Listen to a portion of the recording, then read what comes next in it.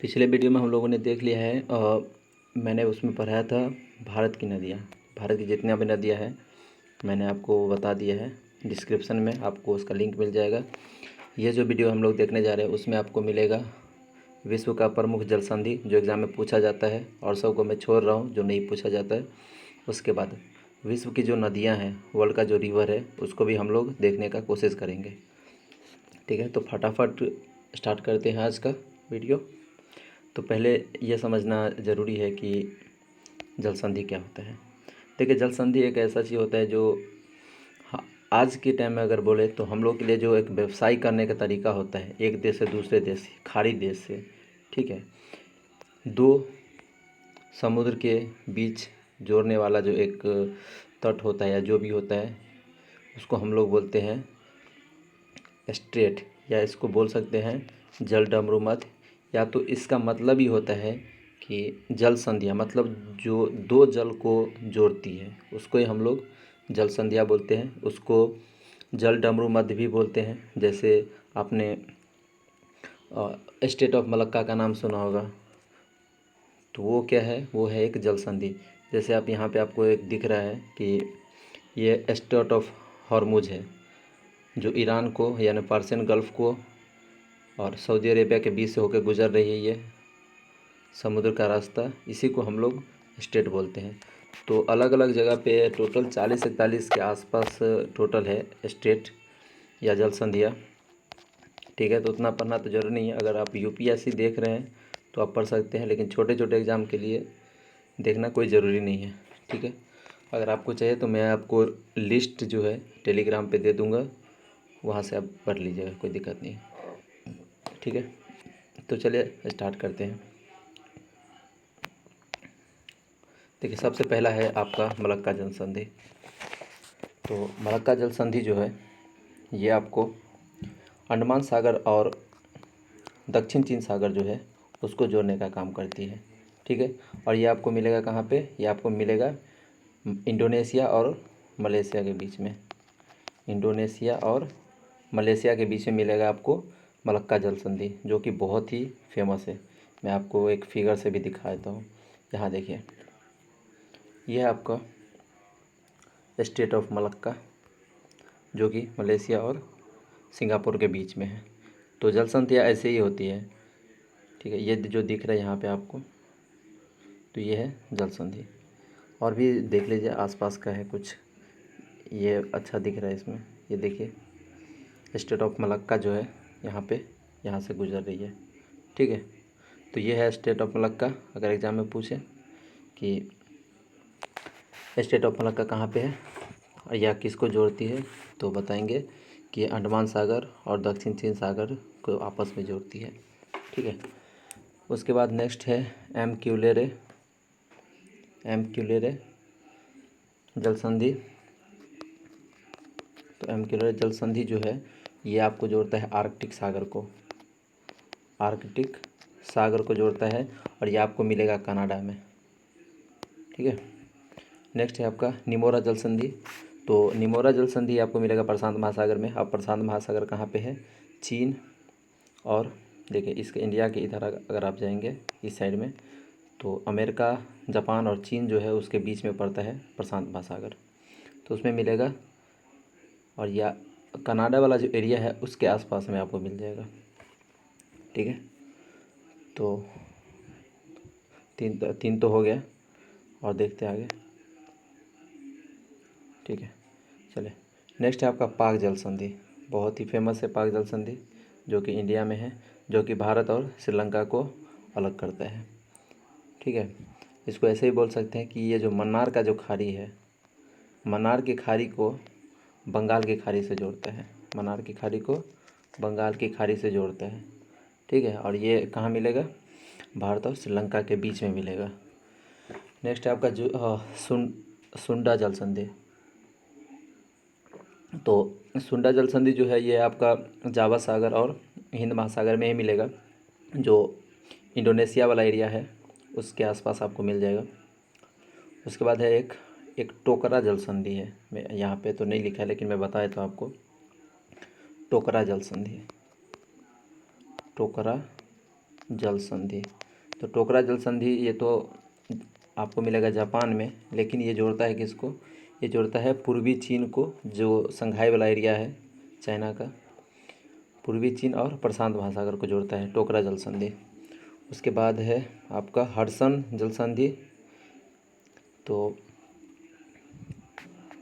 Hudson जल संधि जो है ये आपको कहाँ पे मिलेगा, ये मिलेगा हडसन की खाड़ी और अटलांटिक महासागर में मिलेगी। तो यहाँ पे हडसन की खाड़ी और अटलांटिक महासागर में मिलेगा, और ये मिलेगा आपको कनाडा वाला एरिया में। उसके बाद है नेक्स्ट डोवर जल संधि। ये सब जल संधि जो है कभी कभी विवाद में रहते हैं, इसके लिए एग्जाम में पूछा जाता है। उसके बाद है आपका जिब्राल्टर जल संधि। तो इसको भी देख लेते हैं, ये भी बहुत फेमस है।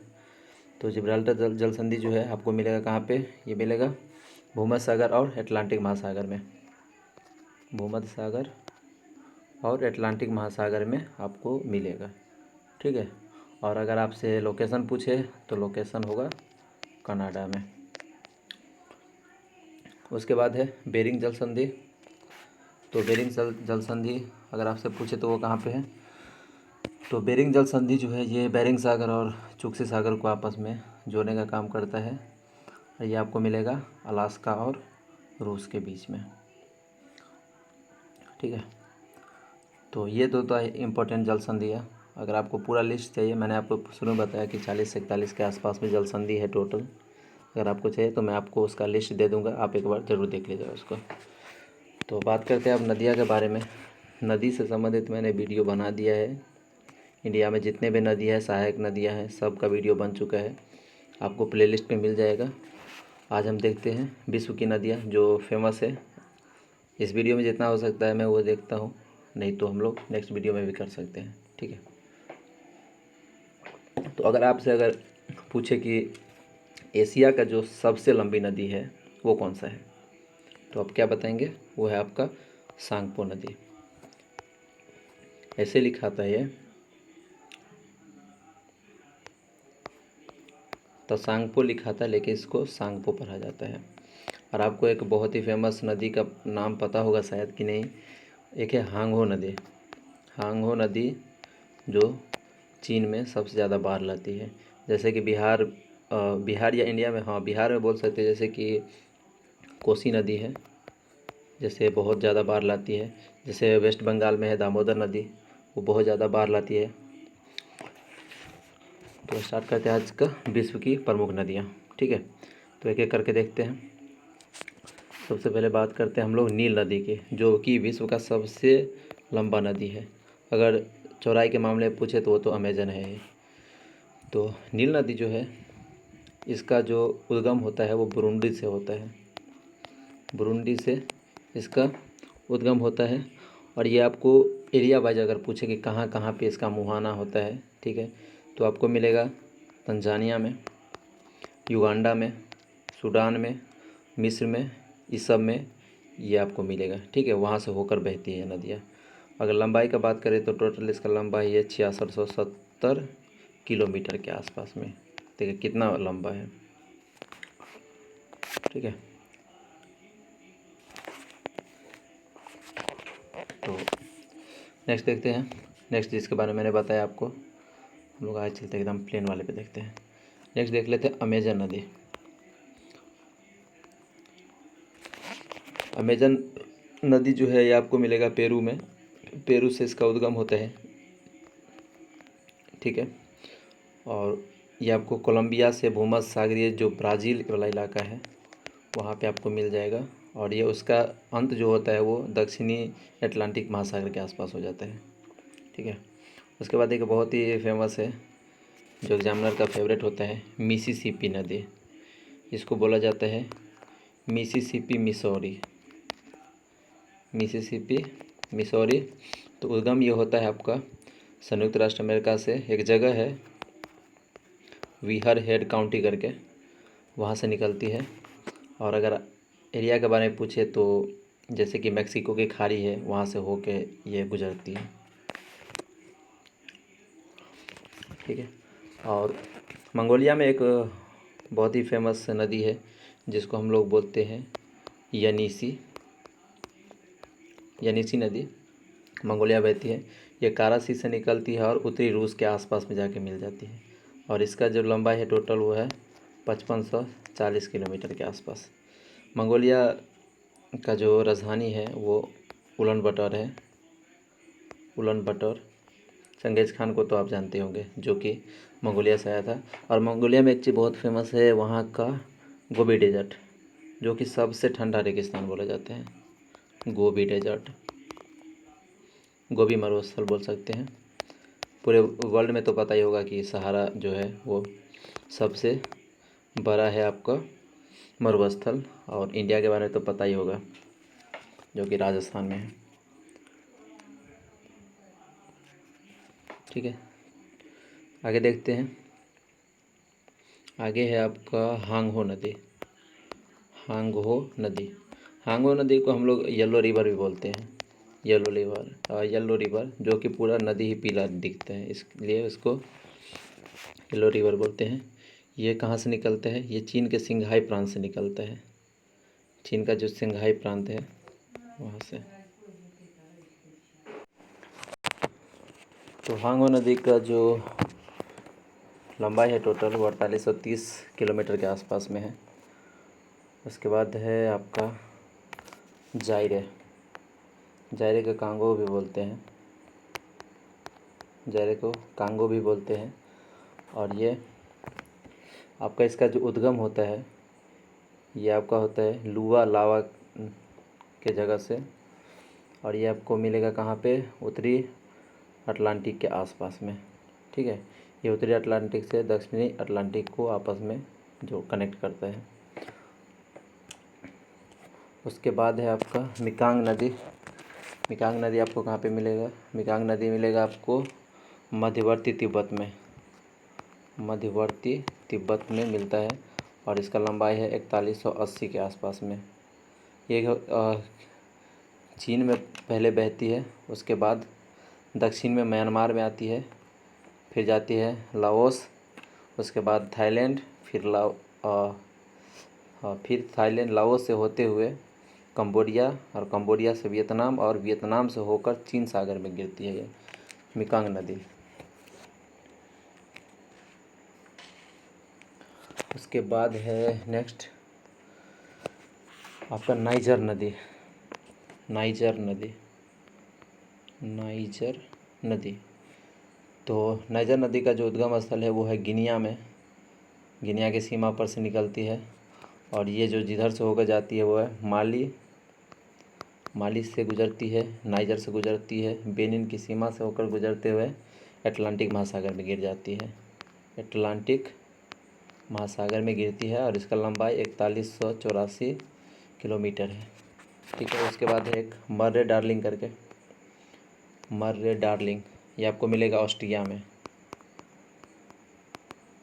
ऑस्ट्रिया में आपको मिलेगा मर्रे डार्लिंग और इसका लंबाई है टोटल 3750 किलोमीटर। उसके बाद है एक बहुत ही फेमस वोल्गा नदी। वोल्गा नदी, तो वोल्गा नदी आपको मिलेगा रूस में। ठीक है, और ये कैस्पियन सागर के उत्तर वाला जो इलाका है वहाँ पे आपको मिलेगा। उसके बाद जैम्बेजी नदी। जैम्बेजी नदी तो पता ही होगा कि अफ्रीका में है। ये दक्षिण हिंद महासागर में से गिरने से पहले ये जो ट्रैवल करती है नदी वो आपको अंगोला में जाती है, उसके बाद जिम्बाब्वे, फिर नामीबिया, विक्टोरिया, उसके बाद कैरिबा झील से होते हुए निकलती है यह नदी। उसके बाद विश्व में अगर बात ही कर ले तो एक है आपका गंगा ब्रह्मपुत्रा। गंगा ब्रह्मपुत्रा, गंगा ब्रह्मपुत्रा जो है ये निकलती है तिब्बत के पठार से।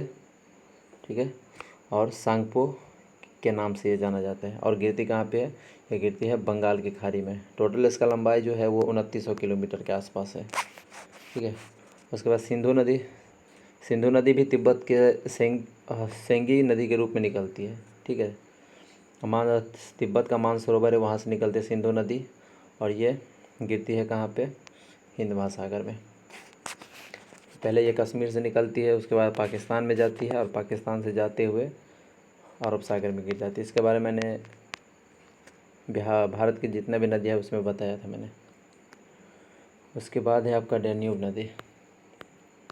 डेन्यूब नदी, तो डेन्यूब नदी निकलती है वो ब्लैक फॉरेस्ट से निकलती है, और ब्लैक फॉरेस्ट है आपका दक्षिणी जर्मनी के आसपास में, ठीक है। और ये गिरेगी कहाँ पे? काला सागर में, काला सागर में गिरती है। उसके बाद एक और है सिकियांग नदी। सिकियांग नदी, तो सिकियांग नदी जो है ये यूनान के पठार से निकलती है, ठीक है। और ये हांगकांग के होते हुए दक्षिणी चीन सागर में गिरती है। उसके बाद एक और था यूराल नदी।